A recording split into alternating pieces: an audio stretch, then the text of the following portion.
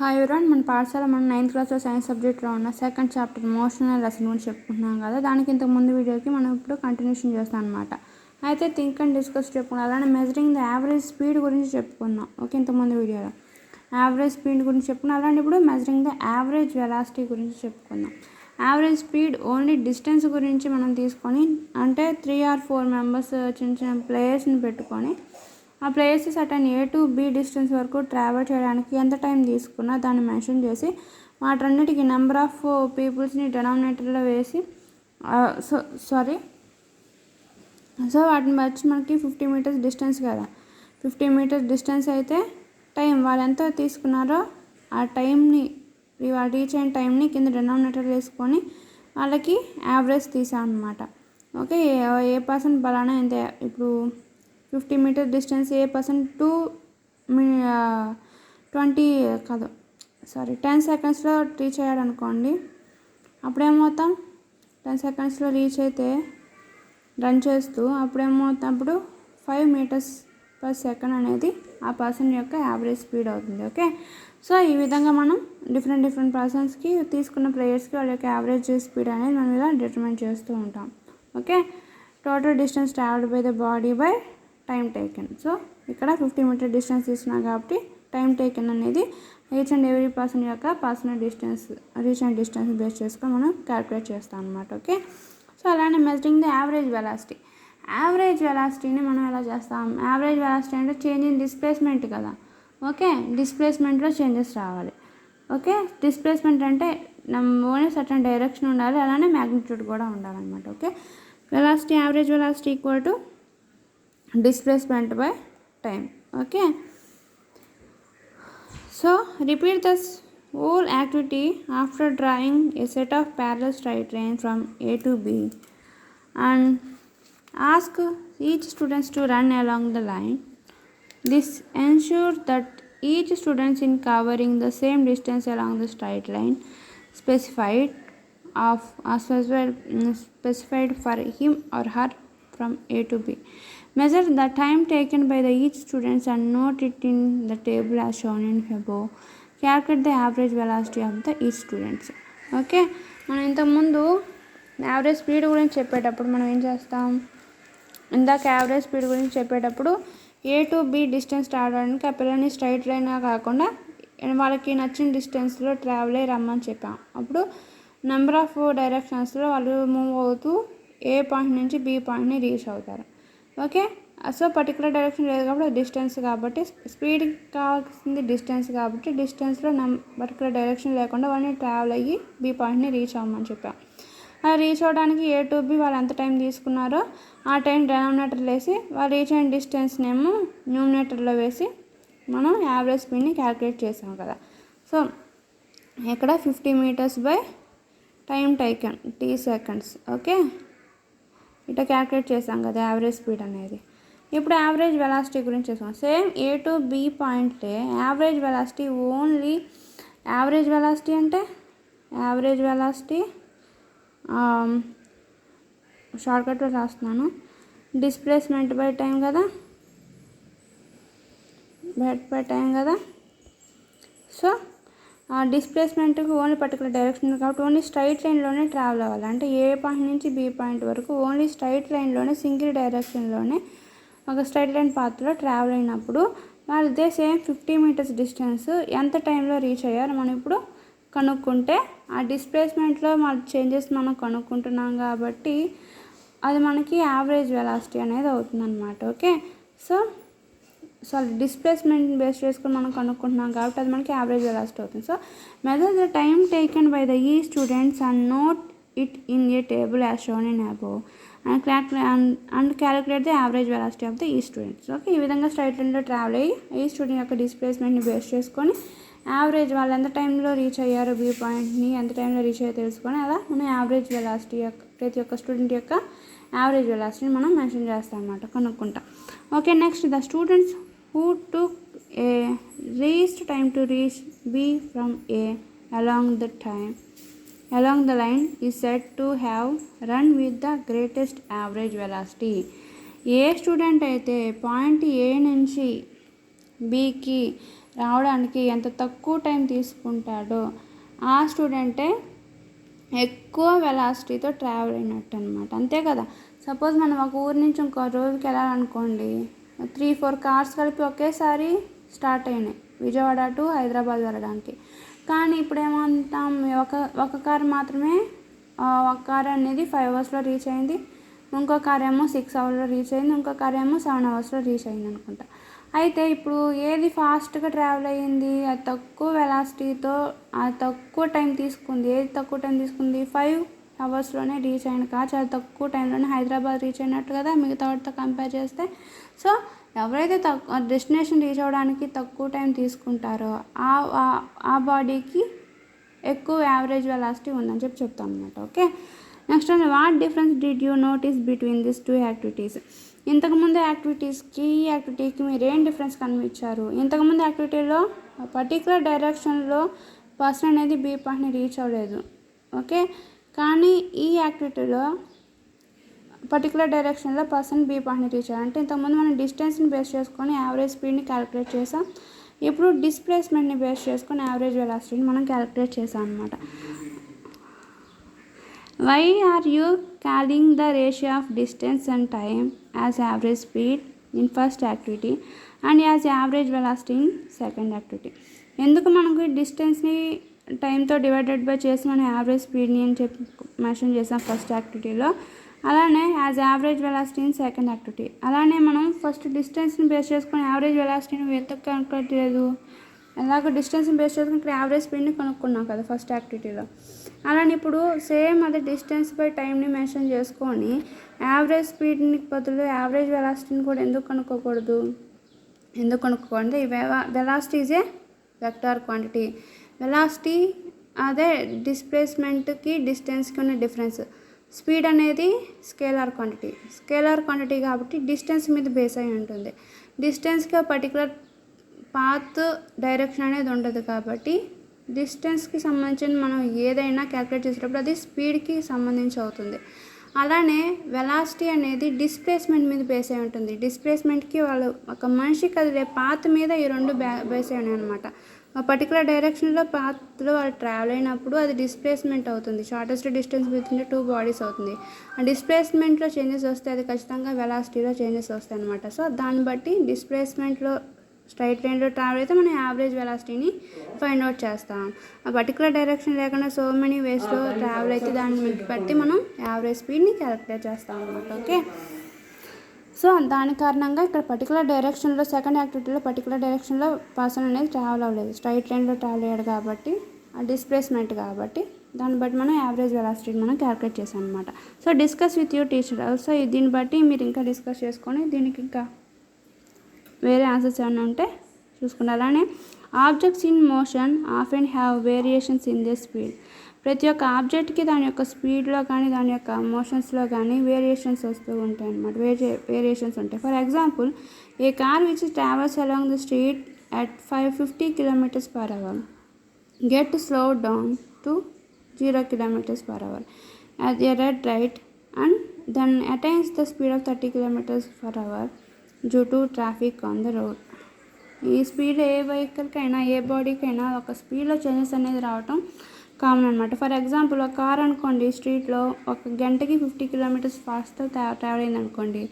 ఎక్కడెక్కడ స్టాప్ దగ్గర red light వెలిగింది అనుకోండి, అప్పుడు ఏమవుతుంది, వెంటనే ఆగిపోతుంది. అప్పుడు దాని యొక్క స్పీడ్ అంతా 0 km/h.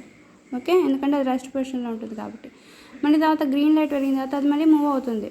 మూవ్ అయినప్పుడు దాని యొక్క స్పీడ్ ఎంత ఉంటుంది, సుమారు 30 km/h. అంటే 1 గంటకి 30 km ఫాస్ట్తో ట్రావెల్ అయిందనమాట. సో ఈ విధంగా స్పీడ్లో వాటి యొక్క మోషన్లో మూమెంట్లో వేరియేషన్స్ అనేవి వస్తూ ఉంటాయి అన్నమాట. అలానే స్పీడ్ అండ్ వెలాసిటీని మీరు చెప్పాలంటే ఒక గ్రాఫ్ బేస్ తీసుకొని చెప్పినట్లయితే, ఈ గ్రాఫ్ పాయింట్లో మనం ఎక్స్ యాక్సిస్ వై యాక్సిస్లో డిస్టెన్స్ తీసుకున్నాం, ఎక్స్ యాక్సిస్లో మనం టైం తీసుకున్నాం అనమాట. So can you find the speed of A car at a particular instant of time? ఆ పర్టికులర్ ఇన్స్టెంట్ ఆఫ్ టైంలో కార్ అనేది ఏ విధంగా ట్రావెల్ అయింది మీరు ఎలా చెప్పగలరు అంటే, మనం ఇప్పుడు సపోజ్ ఈ గ్రాఫ్ సహాయంతో కార్ యొక్క మూమెంట్ని గ్రాఫ్ రూపంలో మనం చెప్పచ్చు అనమాట. Okay, so you can tell the speed of A car at any instant by looking it speedometer. ఒక కార్ యొక్క స్పీడ్ని క్యాలిక్యులేట్ చేయాలంటే మనం దాని యొక్క స్పీడోమీటర్ని బేస్ చేసుకొని మనం అది ఎంత స్పీడ్లో వెళ్తుందో మనం క్యాలిక్యులేట్ చేసి చూసి చెప్పచ్చు. So the speed at any instant is called instantaneous speed. ఏ పరిస్థితుల్లో అయినా కార్ యొక్క స్పీడ్ని మనం క్యాలిక్యులేట్ చేసి చెప్తున్నాం అంటే దాన్ని మనం ఆ పర్టికులర్ టైంలో ఉన్న స్పీడ్ని మనం ఏమంటాం అంటే ఇన్స్టంటేనియస్ స్పీడ్ అని చెప్పి అంటూ ఉంటాం అనమాట. Next we can describe the motion of A car moving along the straight line of the road with varying speed using the distance time graph. ఒక ఆపోజిట్ డైరెక్షన్ టైం గ్రాఫ్. మనం ఇప్పుడు ఒక car యొక్క మోషన్ని మనం ఇప్పుడు ఎక్స్ డైరెక్షన్లో why డైరెక్షన్లో graph తీసుకొని దాని యొక్క మోషన్ని మనం ఇప్పుడు క్యాలిక్యులేట్ చేస్తున్నాం. ఫర్ ఎగ్జాంపుల్ ఇది రెస్ట్ పొజిషన్ అంటే ఇనీషియల్ పొజిషన్ అనమాట, 0 పాయింట్ దగ్గర. సో ఇనీషియల్ పొజిషన్లో కార్ అనేది స్టార్ట్ అయ్యింది, ఈ రోడ్ మీద ట్రావెల్ అవుతూ ఉంది. ఓకే, ట్రావెల్ అవుతున్న క్రమంలో ఇది ఒక సింగిల్ డైరెక్షన్లో స్ట్రైట్గా వెళ్ళిపోయింది. నెక్స్ట్ ఇంకోసారి అదే పొజిషన్ నుంచి ట్రావెల్ అవుతున్నప్పుడు ఇంకో డైరెక్షన్లో ట్రావెల్ అయింది. ఫర్ ఎగ్జాంపుల్ చెప్పాలంటే ఇది మన హౌస్ అనుకోండి, ఇక్కడ మన హౌస్ దగ్గర కార్ రెస్ట్ పొజిషన్లో ఉంది. మన సపోజ్ మనకి నుంచి మన డెస్టినేషన్ ఒక ఊరికి వెళ్ళడానికి 2 ways ఉన్నాయి. ఇది ఇంకో ఇది వేరే ఊరు అనుకోండి. ఈ ఊరికి వెళ్ళడానికి మనం సపోజ్ ఊరి బయట నుంచి ఫ్లైఓవర్ నుంచి వెళ్ళచ్చు, ఊరిలోకి వెళ్ళకుండా. ఓకే, ఆ ఊరు దాటేసాం అనుకోండి, ఫ్లైఓవర్ నుంచి ఊరు దాటేసామంటే ఊరిలోకి వెళ్ళకుండా అది షార్టెస్ట్ డిస్టెన్సే కదా. సో ఫ్లైఓవర్ మీద మనం ఆ ఊరు దాటేసాం. నెక్స్ట్ ఊరు దాటేసి వేరే ప్లేస్కి వెళ్ళిపోయాం అనమాట. కానీ ఇక్కడ ఏం చేస్తాం, మళ్ళీ ఇంకోసారి మరుసటి రోజు మళ్ళీ జర్నీ చేసాం. అప్పుడు ఏం చేస్తాం, ఫ్లైఓవర్ ఎక్కకుండా ఊరంతా తిరిగి మళ్ళీ ఫ్లైఓవర్ దగ్గరికి రీచ్ అయ్యి మళ్ళీ అక్కడి నుంచి వేరే స్పాట్కి రీచ్ అయ్యాం అనమాట.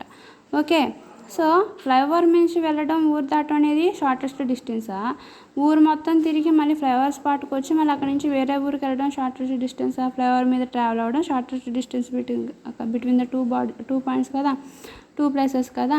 సో ఎక్కడైతే షార్టెస్ట్ డిస్టెన్స్ ఉంటుందో కార్ యొక్క ట్రావెలింగ్ పాత్ అనమాట. ఒకసారి ఊళ్ళో నుంచి వెళ్ళింది, నెక్స్ట్ రోజు అబ్బో చాలా దూరం అనుకొని ఈసారి టైం కలిసి వస్తుందని చెప్పి షార్టెస్ట్ డిస్టెన్స్లో ఫ్లైఓవర్ మీద వెళ్ళింది అనమాట. సో ఏదైతే shortest distance between the 2 places ఉందనుకో అది డిస్ప్లేస్మెంట్ అవుతుంది. స్ట్రైట్ లైన్గా వచ్చింది డిస్ప్లేస్మెంట్ అవుతుంది. నెక్స్ట్ ఇట్లా కర్వ్గా వచ్చిన ట్రావెలింగ్ డిస్టెన్స్ ఏమో డిస్టెన్స్ అవుతుంది అనమాట. ఓకే, నెక్స్ట్ ఈ లైన్ ఏంటి, కార్ ట్రావెలింగ్ పాత్ మీద ఒక లైన్ అనేది గీశారు, అదేంటి, అది ట్యాంజెంట్ అనమాట. ఆ ట్యాంజెంట్ లైన్ అనేది అంటే కార్ ఏ డైరెక్షన్లో ట్రావెల్ అవుతుంది అది మనకి చెప్తుంది. ఈ ట్యాంజెంట్కి ఇక్కడ యారో మార్క్ ఉంటే కార్ ఈ డైరెక్షన్లో ట్రావెల్ అవుతుంది. ఈ లెంత్ అనేది దాని యొక్క ట్రావెలింగ్ డిస్టెన్స్ అనమాట, దాన్ని మనం మ్యాగ్నిట్యూడ్ అని చెప్పి అంటాం, అది ట్యాంజెంట్ లైన్ అనమాట. ఓకే, సో ఇక్కడ మనం ఎలా ఎక్స్ప్లెయిన్ చేసాం చూద్దాం. Okay, along the horizontal axis we plots the time elapsed in seconds. Okay, and along the vertical axis distance covered in meters. Vertical axis అంటే y axis, ఇక్కడ మనం distance రాస్తున్నాం. అలానే along the x axis horizontal axis అని చెప్పి అంటాం. దీన్ని మనం టైం మెన్షన్ చేస్తాం అనమాట. ఇక్కడ టైంని ఇక్కడ మీటర్స్తో క్యాలిక్యులేట్ చేస్తాము, ఇక్కడ డిస్టెన్స్ ఏమో మీటర్స్తో, టైంని సెకండ్స్తో, డిస్టెన్స్ని మీటర్స్తో మనం ఇప్పుడు క్యాలిక్యులేట్ చేస్తాం అనమాట. అలానే a general case of motion with varying speed as shown in figure. Okay, ఈ విధంగా జనరల్గా కార్ ట్రావెల్ అయ్యే మోషన్ మనం ఇప్పుడు ఈ ఫిగర్లో క్యాలిక్యులేట్ చేయబోతున్నాం.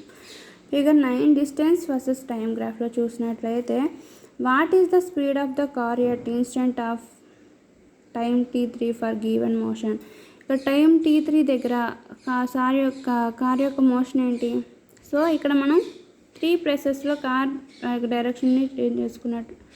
ఓకే, 3 spotsని మెన్షన్ చేసుకొని S1, S2, S3 డిస్టెన్స్గా బేస్ చేసుకొని ఎక్కడైతే 2 paths కలిసినాయో అక్కడ మనం చిన్న డాటెడ్ లైన్స్ గీసుకున్నాం. ఇక్కడ ఈ ప్లేస్లో 2 waysలో కలిసినాయి కదా, సో ఇక్కడ చిన్న డాటెడ్ లైన్ గీసుకున్నాం. అలానే ఇక్కడ టాంజెంట్ ఉన్న చోట చిన్న డాటెడ్ లైన్స్ మెన్షన్ చేసుకున్నాం.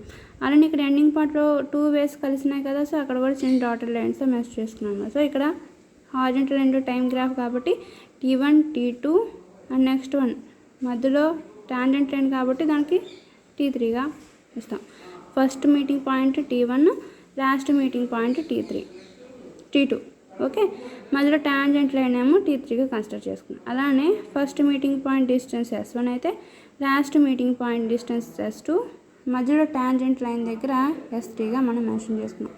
సో నెక్స్ట్ ఇక్కడ ఏమడిగారు, what is the speed of the car at instant of a time T3 in given motion. ఈ T3 దగ్గర కార్ యొక్క మోషన్ అనేది ఏ విధంగా ఉంది, ఇక్కడ హై స్పీడ్తో ట్రావెల్ అవుతుంది అనమాట, లార్జెస్ట్ డిస్టెన్స్ పొజిషన్లో ఉందన్నమాట T3 దగ్గర. And next we know how to find average speed during the time interval from T2 and T1 which one is which includes the instant T3 is. మనం ఈ విధంగా T2, T3, T1 అని ఉన్నాయి కదా, వీటిలో యావరేజ్ స్పీడ్ని ఎలా కనుక్కుంటాం మనం, T1 to T2 యావరేజ్ స్పీడ్ని కనుక్కోవాలి. అలానే which includes the instant T3 is, అలానే T1, T2 initial velocity final వెలాసిటీనే కాకుండా instant distance initial speed final స్పీడే కాకుండా వాటికి మధ్యలో T3 అనే ఒక ఇన్స్టెంట్ ఒక T3 అనేది కూడా అక్కడ మెన్షన్ అయ్యి ఉంది. అలాంటప్పుడు 3 క్వాంటిటీస్ ఉన్నప్పుడు వాటికి ఏ విధంగా average speed కనుక్కుంటాం.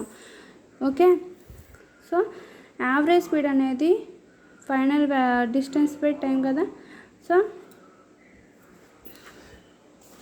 Changing distance by changing time, ఇంకా changing distance by changing time కదా యావరేజ్ స్పీడ్ అనేది.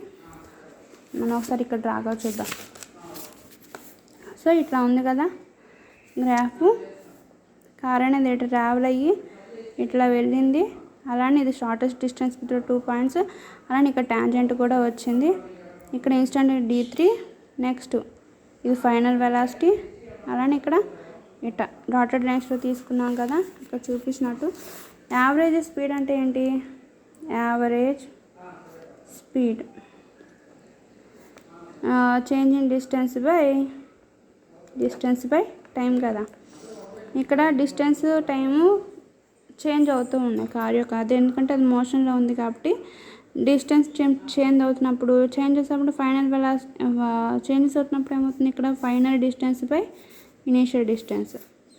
ఫైనల్ డిస్టెన్స్ అక్కడ ఫైనల్ డిస్టెన్స్ ఏది S2 మైనస్ S1, అలానే ఫైనల్ టైం బై ఇనీషియల్ టైంలో T2 minus T1. Okay, S2 minus S1 T2 minus T1గా మనం ఇప్పుడు రాస్తున్నాం అనమాట. Next we can calculate the average speed for a very short time interval encompasses that time at an instant T3 which is a so short interval. So the area of average speed would not changes this materially if it was made even shorter. మనం మనం ఇప్పుడు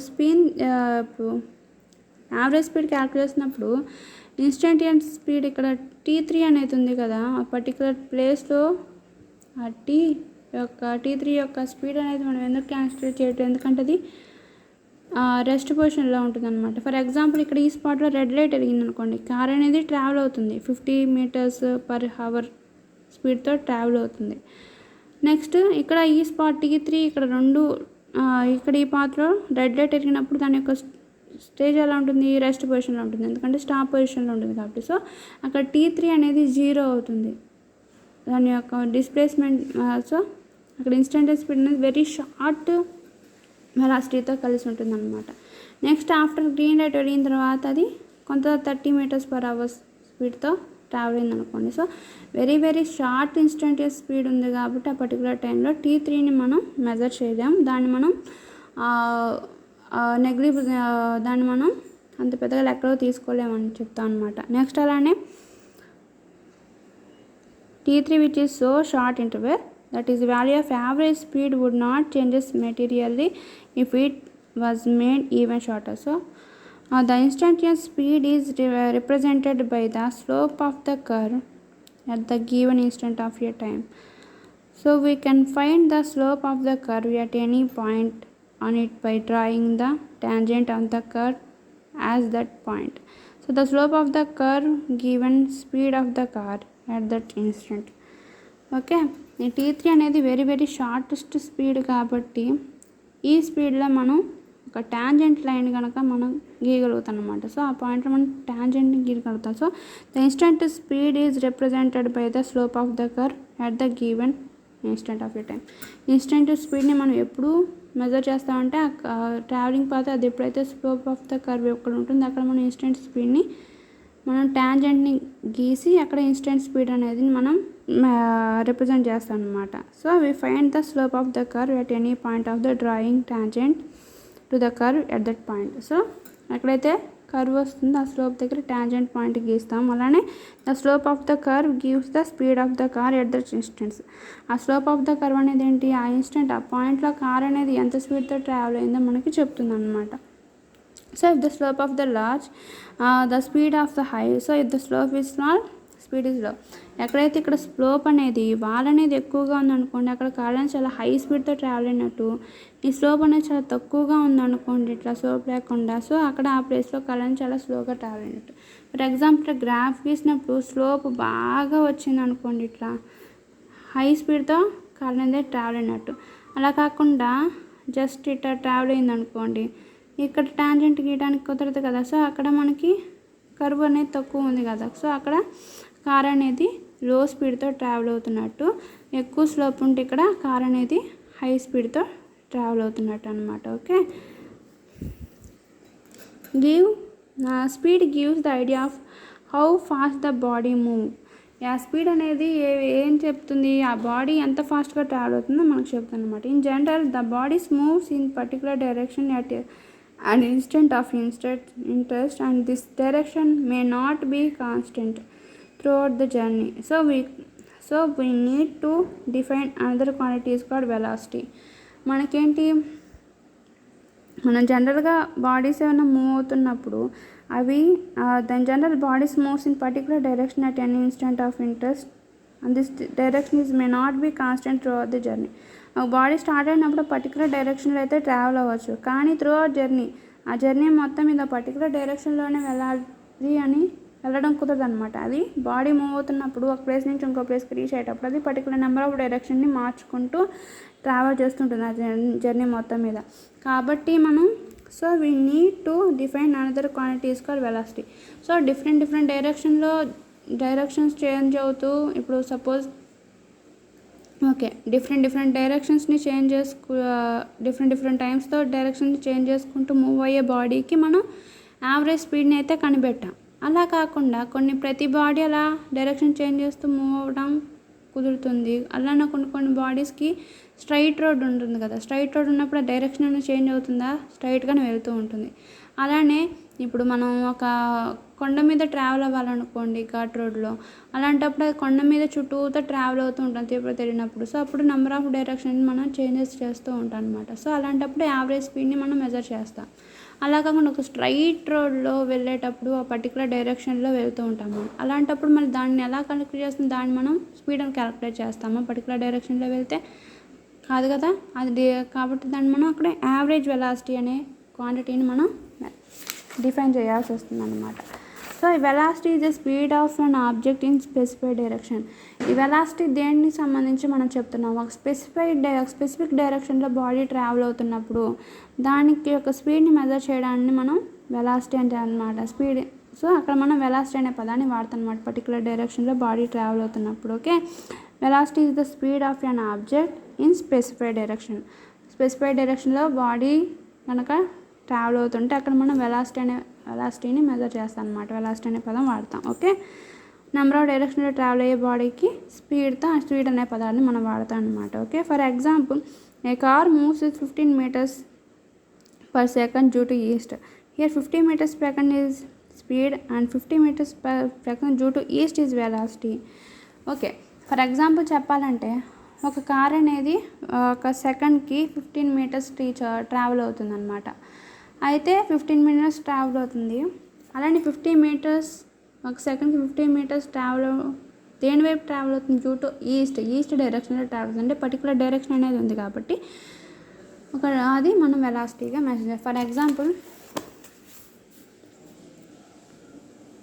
ఇది కొండ, okay, ఇది straight line road. Okay, స్ట్రైట్గా ఉన్న road, ఇది కొండ మీద ఉండే దారి ఇట్లా ఉంటుంది కదా. ఓకే, ఈ టోటల్ డిస్టెన్స్ 15 meters, ఈ టోటల్ డిస్టెన్స్ 15 meters. ఎంత సెకండ్లో ట్రావెల్ అవ్వాలి కారు? 1 సెకండ్ ట్రావెల్ అవ్వదు, 1 సెకండ్లో ట్రావెల్ అవ్వాలి. సో సేమ్ కార్ ఇక్కడ స్టార్ట్ అయ్యి 1 సెకండ్కి 15 మీటర్స్ రీచ్ అయింది. ఈ టైంలో ఇక్కడ ఉంది, ఈ టైంలో ఈ డైరెక్షన్ ఉంది, ఈ టైంలో ఈ డైరెక్షన్లో ఉంది. ఓకే, ఈ డైరెక్షన్లో ఇక్కడ కూడా ఉంటుంది. ఓకే, సో నెంబర్ ఆఫ్ డైరెక్షన్తో ట్రావెల్ అయ్యిందనమాట. సో ఇక్కడ 15 మీటర్స్ పర్ సెకండ్ అనేది కార్ యొక్క యావరేజ్ స్పీడ్ అవుతుంది. ఓకే, నెక్స్ట్ ఇక్కడ స్ట్రైట్ లైన్లో కూడా 15 మీటర్స్, 1 సెకండ్ 15 మీటర్స్ ట్రావెల్ అయింది కారు. కానీ ఇక్కడ ఎలా ఉంది? స్ట్రైట్ లైన్ డైరెక్షన్ ఉంది. అది ఏ డైరెక్షన్ ఉంది? ఏ సైడ్ ఉంది? ఈస్ట్ డైరెక్షన్లో ఉందన్నమాట.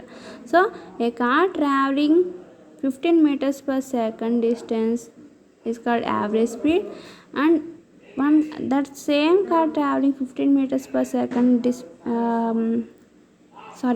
a car having average speed 15 meters per second, and the same path the car have average velocity 15 meters per second due to east.